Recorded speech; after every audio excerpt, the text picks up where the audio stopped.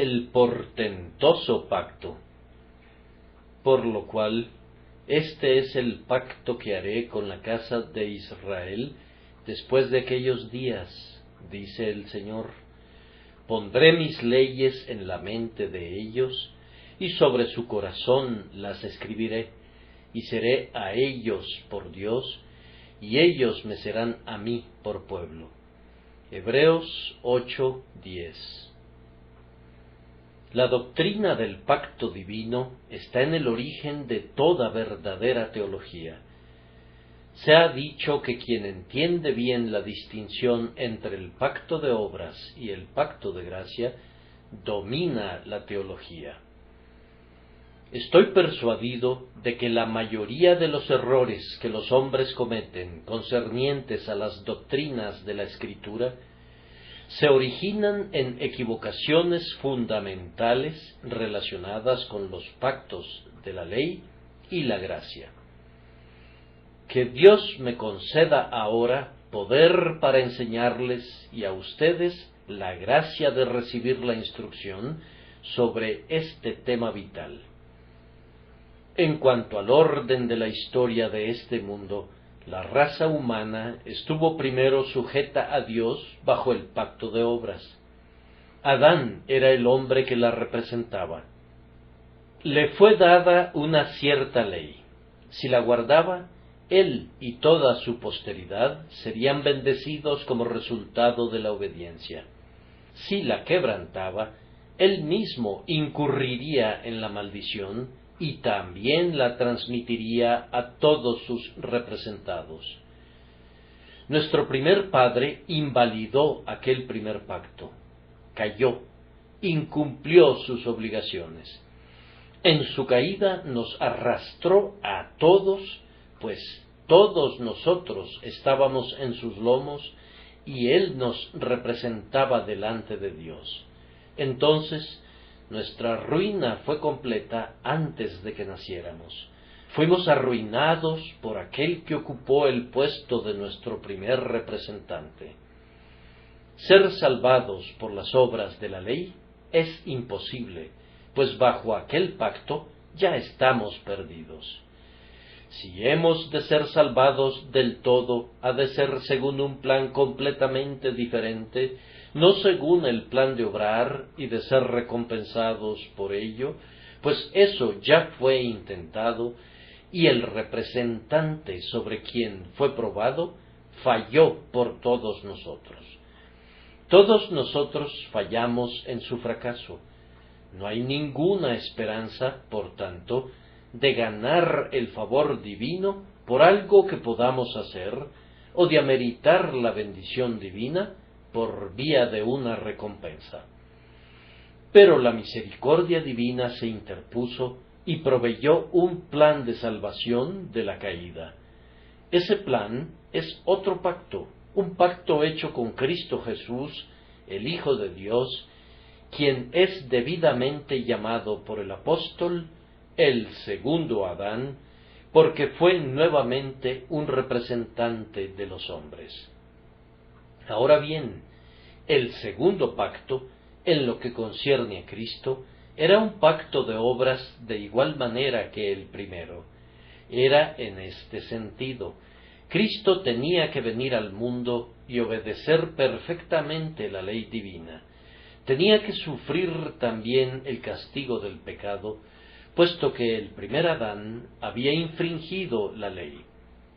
Si Cristo cumplía ambas cosas, entonces todos aquellos a quienes él representaba serían bendecidos en su bienaventuranza y serían salvados debido a su mérito. Entonces, nuestro Señor vino a este mundo sujeto a un pacto de obras. Él tenía que realizar ciertas obras, y si las cumplía, nos serían otorgadas ciertas bendiciones. Nuestro Señor guardó ese pacto. Su parte del pacto fue cumplida hasta la última letra. No hay ningún mandamiento que no hubiera honrado, no hay ningún castigo por la ley quebrantada que no hubiera soportado. tomó forma de siervo y se hizo obediente, sí, obediente hasta la muerte y muerte de cruz. Él realizó así lo que el primer Adán no pudo cumplir y recuperó lo que el primer Adán perdió por su transgresión. Él afirmó el pacto, que cesó de ser entonces un pacto de obras, ya que todas las obras fueron realizadas. Jesús las realizó todas, hace mucho, mucho tiempo. Y ahora, ¿qué permanece del pacto? Dios, por su parte, se ha comprometido solemnemente a otorgar un favor inmerecido a todos cuantos estaban representados en Cristo Jesús. Para todos aquellos por quienes el Salvador murió, hay atesorada una cantidad ilimitada de bendiciones que les serán otorgadas, no a través de sus obras, sino como un don soberano de la gracia de Dios, según la promesa del pacto por la cual serán salvados. Contemplen, hermanos míos, la esperanza de los hijos de los hombres. La esperanza de obtener la salvación por sí mismos es aplastada, pues ya están perdidos. La esperanza de ser salvados por obras es una esperanza falaz, pues no pueden cumplir la ley, ya la quebrantaron. Pero hay un camino de salvación disponible de esta manera. El que creyere en el Señor Jesucristo recibirá y participará de la bienaventuranza que Cristo ha comprado. Todas las bendiciones que pertenecen al pacto de gracia a través de la obra de Cristo habrán de pertenecer a toda alma que crea en Jesús. Al que no obra, sino que cree en aquel que justifica al impío, a él le serán dadas, sin duda, las bendiciones del nuevo pacto de gracia. Espero que esta explicación sea lo suficientemente clara. Si Adán hubiera guardado la ley, nosotros habríamos sido bendecidos por ese hecho. Pero Adán quebrantó la ley, y nosotros hemos sido maldecidos a través de él. Ahora bien, el segundo Adán, Cristo Jesús, guardó la ley, y por tanto, si somos creyentes, estamos representados en Cristo y somos bendecidos con los resultados de la obediencia de Jesucristo a la voluntad de su Padre. Él dijo en tiempos antiguos: «He aquí que vengo, oh Dios, para hacer tu voluntad. Tu ley es mi delicia». Él cumplió esa voluntad, y las bendiciones de la gracia son otorgadas ahora gratuitamente a los hijos de los hombres. Entonces voy a pedirles que presten atención, primero, a los privilegios del pacto de gracia, y en segundo lugar, a las partes involucradas en él. Esto bastará, estoy seguro, para nuestra consideración en el breve tiempo asignado a nuestro sermón de esta noche. Los privilegios del pacto de gracia. El primer privilegio es que todos los que tienen un interés en él recibirán la iluminación de sus mentes. Daré mi ley en su mente. Por naturaleza estamos a oscuras en cuanto a la voluntad de Dios. La conciencia mantiene en nosotros un tipo de recuerdo fragmentario de lo que era la voluntad de Dios. Es un monumento de la voluntad de Dios, pero frecuentemente es difícilmente legible. Al hombre no le interesa leerlo, pues es adverso a lo que allí lee. Su necio corazón fue entenebrecido, es la expresión de la Escritura con respecto a la mente humana.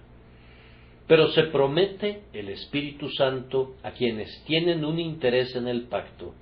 Él vendrá a sus mentes y derramará luz en lugar de las tinieblas, iluminándolas en cuanto a cuál es la voluntad de Dios.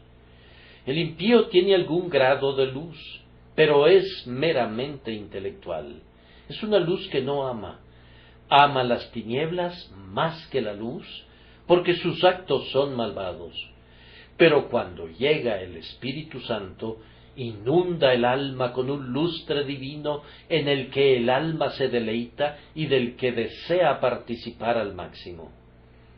Hermanos, el hombre renovado, el hombre bajo el pacto de gracia, no necesita recurrir constantemente a su Biblia para saber qué debe hacer, ni necesita acudir a algún hermano cristiano para pedirle instrucción. No tiene ahora la ley de Dios escrita en una tabla de piedra, o sobre un pergamino, o sobre papel. La ley está escrita en su propia mente. Un espíritu divino e infalible mora ahora dentro de él, que le declara lo bueno y lo malo, y por eso discierne rápidamente entre una cosa y la otra. Ya no hace de la luz tinieblas y de las tinieblas luz. Ya no pone lo amargo por dulce y lo dulce por amargo. Su mente está iluminada en cuanto a la verdadera santidad y pureza que Dios requiere. Simplemente observen a aquellos a quienes viene esta luz. Algunos de ellos eran, por naturaleza, profundamente depravados. Todos ellos eran depravados, pero por sus prácticas algunos de ellos se volvieron todavía más negros. ¿No es maravilloso que un pobre pagano, que escasamente parecía reconocer la distinción entre lo bueno y lo malo antes que el Espíritu de Dios entrara en su mente, después, sin necesidad de que se le enseñaran todos los preceptos individualmente, recibiera de inmediato la luz viva de una tierna conciencia que lo ha llevado a conocer lo bueno y a amarlo, y a ver el mal y a evitarlo? Si se quiere civilizar al mundo, debe ser por la predicación del Evangelio. Si se quiere contar con hombres bien instruidos en cuanto a lo bueno y lo malo, tiene que ser por medio de esta instrucción divina que sólo Dios mismo puede impartir. Yo lo haré y, oh, cuán benditamente lo hace cuando toma al hombre que amaba el mal y lo llamaba el bien, y derrama de tal manera un rayo divino dentro de su alma, que en adelante ya no puede ser perverso, no puede ser obstinado, sino que se somete a la voluntad divina. Esa es una de las primeras bendiciones del pacto, la iluminación del entendimiento. La siguiente bendición es, y sobre su corazón las escribiré.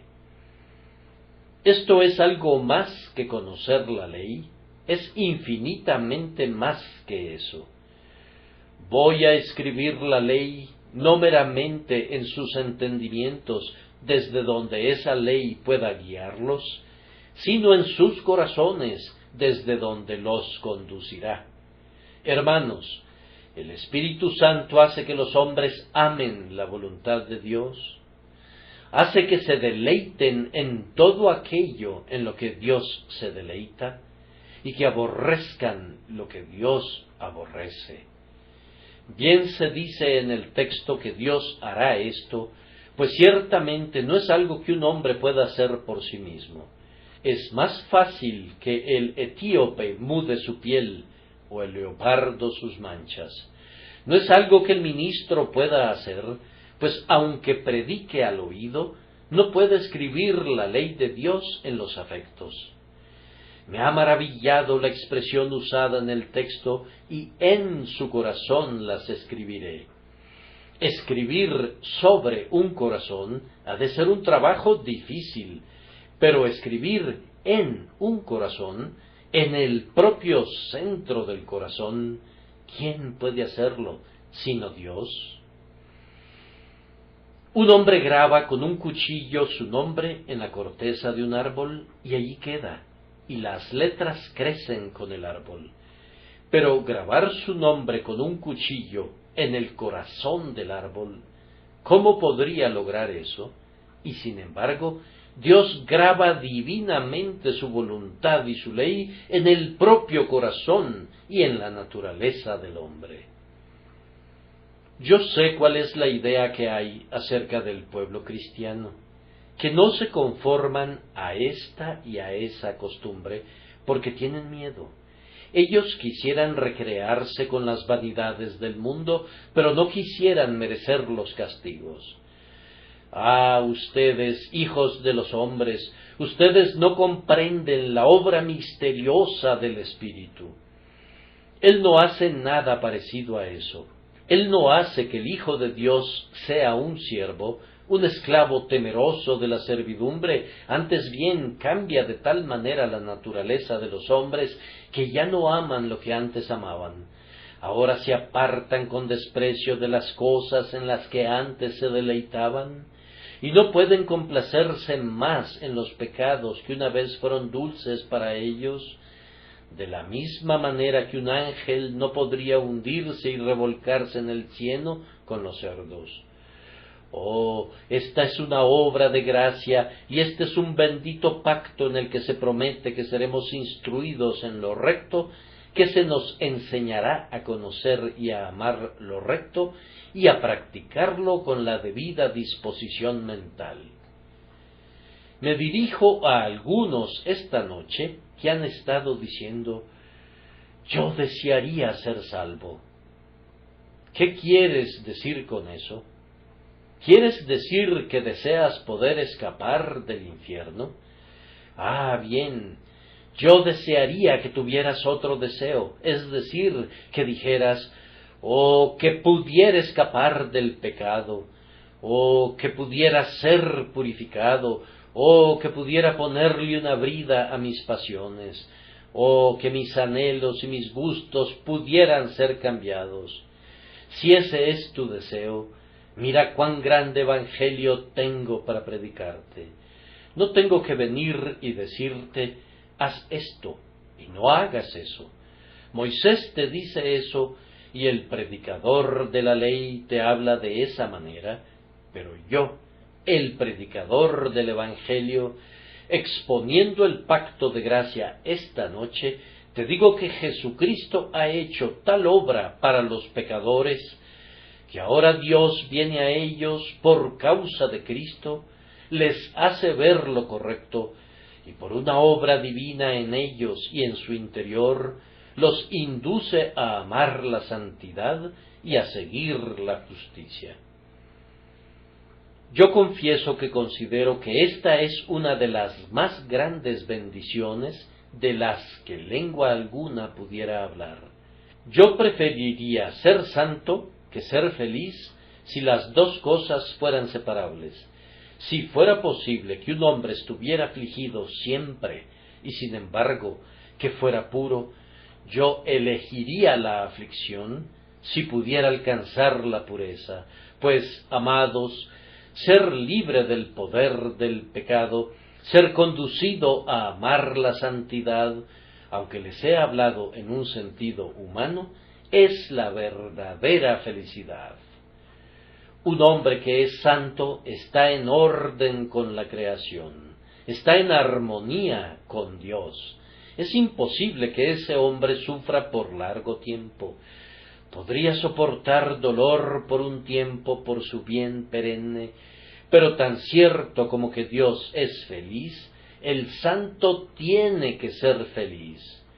Este mundo no está constituido de tal manera que a la larga la santidad se identifique con la aflicción, pues en la eternidad Dios mostrará que ser puro es ser bienaventurado, que ser obediente a la voluntad divina es ser glorificado eternamente. Al predicarles entonces estas dos bendiciones del pacto, les he predicado virtualmente el reino del cielo, que está abierto para todos aquellos a quienes la gracia de Dios mira con un ojo de misericordia. La siguiente bendición del pacto es: seré a ellos por Dios. Si alguien me preguntara qué significa eso, debo responderle: dame un mes para considerarlo. Y después de haber considerado el texto durante un mes, tendría que pedirle otro mes. Y después de haber esperado un año, tendría que pedirle otro año. Y cuando hubiera esperado hasta encanecer, todavía pediría la posposición de cualquier intento de abrirlo plenamente hasta la eternidad. Seré a ellos por Dios. Ahora, fíjense, donde el Espíritu de Dios llega para enseñarles la voluntad divina y hacerles amar la voluntad divina, Dios se convierte para ustedes, ¿cómo? ¿En un Padre? Sí, en un Padre tierno y amoroso. ¿En un pastor? Sí, en un diligente guardián de su rebaño. ¿En un amigo? Sí, en un amigo que es más fiel que un hermano. ¿En una roca? ¿En un refugio? ¿En una fortaleza? ¿En una torre alta? ¿En un castillo de defensa? ¿En un hogar? ¿En un cielo? Sí, en todo eso. Pero cuando dijo, seré a ellos por Dios, dijo más que todas esas cosas tomadas en su conjunto, pues seré a ellos por Dios comprende todos los títulos de gracia, todas las benditas promesas y todos los privilegios divinos. Abarca, sí, ahora hago un alto, pues esto es infinito y lo infinito abarca todas las bendiciones. Seré a ellos por Dios. ¿Necesitas provisión? Los millares de animales en los collados son suyos. Dar no es nada para él, no lo empobrecerá. Él te dará como un Dios. ¿Necesitas consuelo? Él es el Dios de toda consolación. Él te consolará como un Dios. ¿Necesitas orientación? Hay infinita sabiduría que está a tu entera disposición. ¿Necesitas apoyo? Hay un eterno poder, el mismo que guarda las colinas eternas, esperando para ser tu apoyo. ¿Necesitas gracia? Él se deleita en la misericordia, y toda esa misericordia es tuya. Cada atributo de Dios pertenece a su pueblo que ha entrado en pacto con Él. Todo lo que Dios es o pudiera ser, ¿y qué hay que no esté allí? Todo lo que puedas concebir y más, todo lo que los ángeles tienen y más, todo lo que el cielo es y más, todo lo que está en Cristo, incluso la ilimitada plenitud de la deidad, todo eso te pertenece si estás en pacto con Dios por medio de Jesucristo. Cuán ricos, cuán bienaventurados, cuán augustos, cuán nobles son aquellos que han entrado en pacto con Dios, confederados con el cielo. La infinitud te pertenece. Alza tu cabeza, oh Hijo de Dios, y regocíjate en una promesa que yo no puedo exponer y que tú no puedes explorar. Aquí debo dejar este asunto. Es un abismo que en vano intentamos sondear.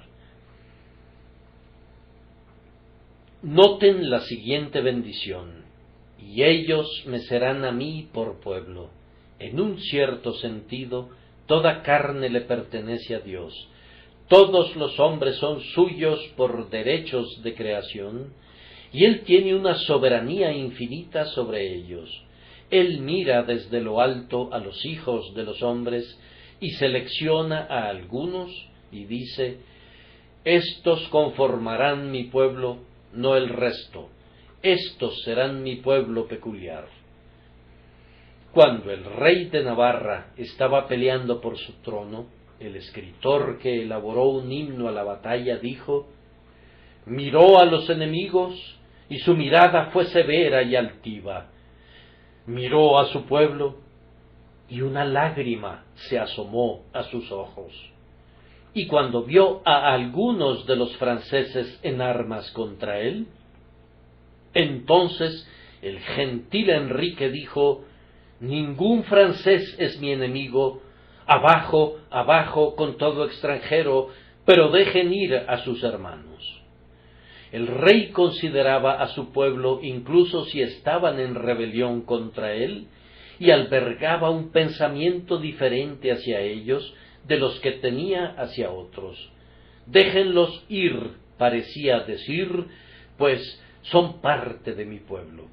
Así que fíjense, en las grandes batallas y contiendas de este mundo, cuando Dios desencadena la terrible artillería del cielo, su mirada es severa para con sus enemigos, pero hay lágrimas en sus ojos para su pueblo. Él es siempre tierno para con ellos. «Perdonen a mi pueblo», dice, y los ángeles se interponen para que los pies de esos elegidos no tropiecen contra una piedra. La gente tiene sus tesoros, sus perlas, sus joyas, sus rubíes, sus diamantes, los cuales constituyen su peculiar acopio. Ahora bien, todos los que están en el pacto de gracia constituyen el peculiar tesoro de Dios. Él los valora por encima de todas las otras cosas. De hecho, hace que el mundo gire para ellos. El mundo no es sino un andamiaje para la Iglesia. Él desechará a la creación una vez que haya reunido a sus santos. Sí, el sol y la luna y las estrellas pasarán como andrajos viejos una vez que haya reunido a sus propios elegidos y los haya colocado dentro de la seguridad de los muros del cielo. El tiempo camina para ellos. Para ellos existe el mundo. Él mide a las naciones de acuerdo al número de ellos y hace que las propias estrellas del cielo luchen contra sus enemigos y que los defiendan de sus adversarios. Me serán a mí por pueblo. El favor contenido en tal amor no puede ser expresado por lengua alguna. Tal vez en algunos de esos apacibles lugares de descanso preparados para los santos en el cielo, una parte de nuestro gozo eterno será contemplar las alturas y las profundidades de estas líneas de oro. Y ahora, hermanos, desearía tener el tiempo para considerar las otras partes contenidas en los versículos 11 y 12 del capítulo, pero no lo tengo, pues debo hacer algo práctico, que es preguntar: ¿para quiénes hizo Dios este pacto? Dije que lo hizo con Cristo, pero lo hizo con Cristo como el representante de su pueblo. La pregunta para ustedes y para mí y para cada quien esta noche es: ¿tengo un interés en Cristo? ¿Suplió Cristo mi lugar? Ahora, si yo fuera a decir que Cristo fue el representante del mundo entero, ustedes no encontrarían ninguna ventaja sustancial en ello, porque al estar perdida una gran proporción de la humanidad, cualquiera que fuera el interés que pudieran haber tenido en Cristo, no fue ciertamente de ningún valor benéfico para ellos en lo tocante a su eterna salvación. La pregunta que hago es: ¿tengo yo un interés tan especial en Cristo que este pacto me incluye a mí de tal manera que tendré, o ya tengo ahora, la mente iluminada, los afectos santificados y la posesión de Dios para ser mi Dios? Hermanos míos, no se engañen. Yo no puedo, y ustedes tampoco pueden, pasar las hojas del libro del destino. Es imposible que forcemos nuestro camino al aposento del Eterno.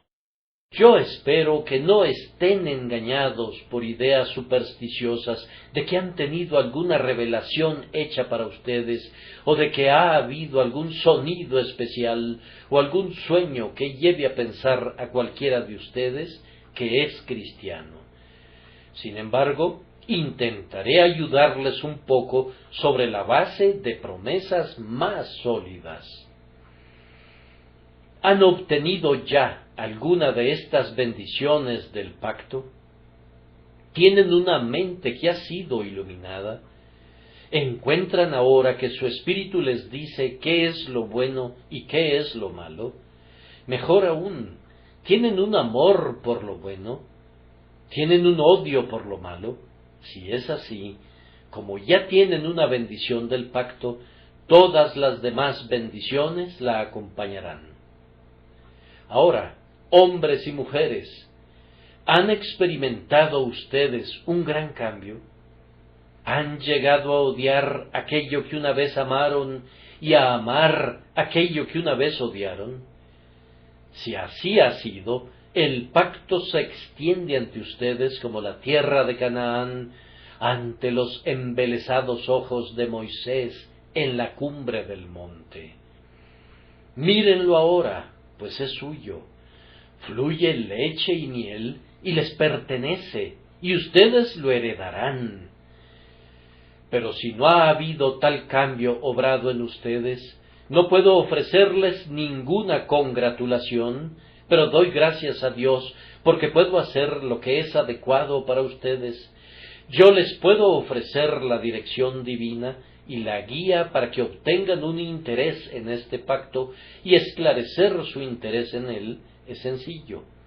Está contenido en pocas palabras. Observen bien esas 3 palabras: cree y vive. Pues el que cree en Cristo Jesús tiene vida eterna, que es la bendición del pacto. El argumento es obvio. Teniendo la bendición del pacto, tienes que estar en el pacto, y estando en el pacto, Cristo evidentemente tuvo que haber sido representativamente tu fiador. Pero alguien preguntará, ¿qué es creer en Cristo? Otra palabra es sinónima, es confía en Cristo. ¿Cómo puedo saber si murió por mí en particular? Confía en Él, ya sea que sepas o no.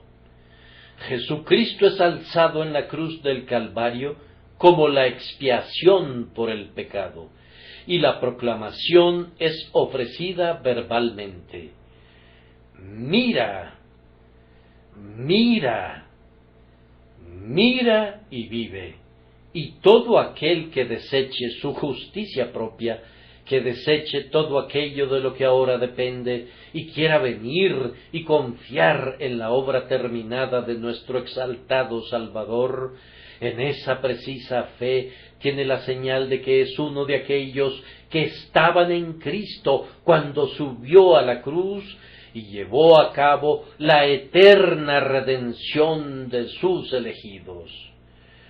Yo no creo que Cristo muriera en el madero para hacer que los hombres sean salvables, sino para salvarlos. No murió para que algunos hombres pudieran ser salvados, sí, sino para redimirlos realmente. Y Él se entregó en ese lugar y en ese momento como rescate. Él pagó allí sus deudas, allí arrojó sus pecados en el mar rojo, y allí barrió por completo todo lo que podía imputarse a los elegidos de Dios. Si crees, tú eres uno de sus elegidos. Si tú crees en Él, Cristo murió por ti y tus pecados te son perdonados. Bien, pero, dirá alguien, ¿qué hay en cuanto al cambio de naturaleza? Siempre viene con la fe. Es el pariente más cercano de la fe. Doquiera que haya una fe genuina en Cristo, la fe obra amor. Un sentido de misericordia engendra el afecto. El afecto a Cristo engendra el odio al pecado. El odio al pecado purifica el alma, y la purificación del alma cambia la vida.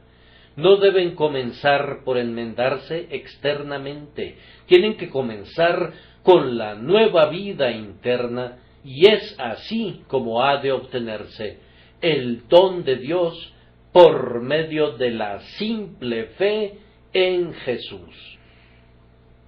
Un hombre de color que había asistido por algún tiempo a un lugar de adoración se había embebido de la idea, muy natural por cierto, de que era salvo porque había sido bautizado. Había ido a uno de esos lugares donde enseñan a los niños a decir algo parecido a esto: en mi bautismo, por el que fui constituido un miembro de Cristo, un hijo de Dios y un heredero del reino del cielo.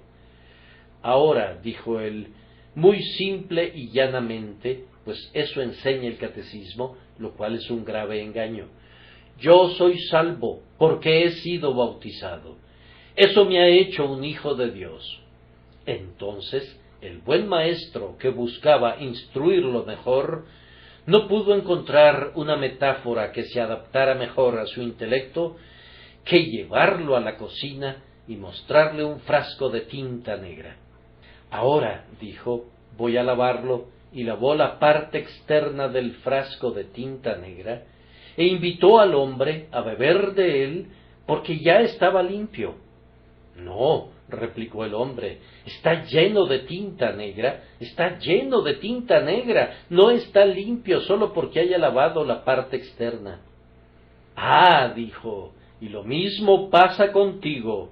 Todo lo que estas gotas de agua podrían hacer por ti, todo lo que el bautismo podría hacer por ti, es lavar la parte externa, pero eso no te limpia, pues toda la inmundicia está por dentro. Ahora bien, la obra del pacto de gracia no consiste en lavar el exterior, no consiste en limpiar la carne, no consiste en pasar a través de ritos y ceremonias y de las manos episcopales, sino en lavar el interior, en purificar el corazón, en limpiar las partes vitales, en renovar el alma, y esta es la única salvación que hará jamás que un hombre entre en el cielo. Puedes renunciar esta noche a todos tus vicios externos, y yo espero que lo hagas. Puedes practicar todas las ceremonias eclesiales, y si son escriturales, deseo que puedas hacerlo, pero no harán nada por ti, nada de ningún tipo para que entres al cielo, si te falta una cosa más, que es alcanzar la bendición del pacto de la naturaleza renovada, que sólo puede obtenerse como un don de Dios por medio de Jesucristo y como el resultado de una fe simple en aquel que murió en el madero. Yo los insto a una labor de autoexamen a todos ustedes. Los insto sinceramente a ustedes, miembros de la Iglesia. De nada les sirve que hayan sido bautizados, de nada les sirve que tomen el sacramento. ¿Les da alguna ventaja? En verdad conllevará una mayor responsabilidad y una maldición sobre ustedes, a menos que sus corazones hubieran sido renovados por el Espíritu Santo según la promesa del pacto. Si no tienen un corazón nuevo, retírense a sus aposentos, caigan de rodillas y clamen pidiéndoselo a Dios. Que el Espíritu Santo los constriña a hacerlo, y mientras estén suplicando, recuerden que el corazón nuevo proviene del corazón sangrante, que la naturaleza cambiada viene de la naturaleza sufriente. Han de mirar a Jesús, y mirando a Jesús han de saber que hay vida en una mirada al crucificado, hay vida en este instante para ti. Me parece que estas bendiciones de las que he hablado son una gran consolación e inspiración. Son una gran consolación para los creyentes. Tú estás en el pacto, mi querido hermano, y sin embargo me dices que eres muy pobre, pero Dios ha dicho, yo seré tu Dios. Vaya, tú eres muy rico. Un hombre podría no tener ni un centavo en el mundo, pero si posee un diamante, es rico. Entonces, Si un hombre no tiene ni un centavo, ni tampoco un diamante, pero tiene a su Dios, es rico. Ah, pero tu saco está raído, y tú no ves de dónde han de provenir los medios para renovar tu guardarropa. Considerad los lirios del campo, cómo crecen, no trabajan ni hilan, pero os digo que ni aun Salomón con toda su gloria se vistió así como uno de ellos. Pero os digo que ni aun Salomón con toda su gloria se vistió así como uno de ellos. Tu Dios es el mismo Dios de los lirios, y vestirá así a la hierba del campo que hoy es y mañana se echa en el horno, y no te vestirá con mayor razón a ti, oh hombre de poca fe. Dije también que sería una inspiración, y pienso que lo es. Trabajar para Cristo es una inspiración para todos nosotros, porque estamos seguros de lograr algunos resultados. Yo quisiera, en verdad, yo quisiera que las naciones fueran convertidas a Cristo. Yo quisiera que toda esta ciudad de Londres perteneciera a mi Dios y Señor, y que todas sus calles fueran habitadas por quienes aman su nombre. Pero cuando veo que el pecado abunda y que el Evangelio es puesto en fuga, mi apoyo es esto, pero el fundamento de Dios está firme, teniendo este sello: conoce el Señor a los que son suyos. Él tendrá a los suyos. Los poderes infernales no le robarán a Cristo. Él verá el fruto de la aflicción de su alma y quedará satisfecho. El Calvario no significa una derrota. ¿Acaso Getsemaní es una derrota? Imposible. El hombre poderoso que subió a la cruz para desangrarse y morir por nosotros, siendo también el Hijo de Dios, no sufrió una derrota allí, sino que obtuvo una victoria. Verá linaje, vivirá por largos días, y la voluntad de Jehová será en su mano prosperada. Si algunos no serán salvados, otros lo serán. Si, habiéndoseles invitado, algunos se consideran indignos de asistir a la fiesta, otros serán llevados, incluso los ciegos, y los cojos, y los lisiados, y la cena estará llena de invitados. Si no vienen de Inglaterra, vendrán del este, y del oeste, y del norte, y del sur. Si llegara a suceder que Israel no fuese reunido, he aquí, los paganos serán reunidos a Cristo. Etiopía extenderá sus brazos, y Sinim se entregará al Redentor. El explorador del desierto doblará la rodilla, y el extranjero que viene de muy lejos preguntará por Cristo. Oh, no, amados, los propósitos de Dios nunca se ven frustrados. La eterna voluntad de Dios no es derrotada nunca. Cristo murió una muerte gloriosa y recibirá una plena recompensa por todo su dolor. Así que, hermanos míos amados, estad firmes y constantes, creciendo en la obra del Señor siempre, sabiendo que vuestro trabajo en el Señor no es en vano.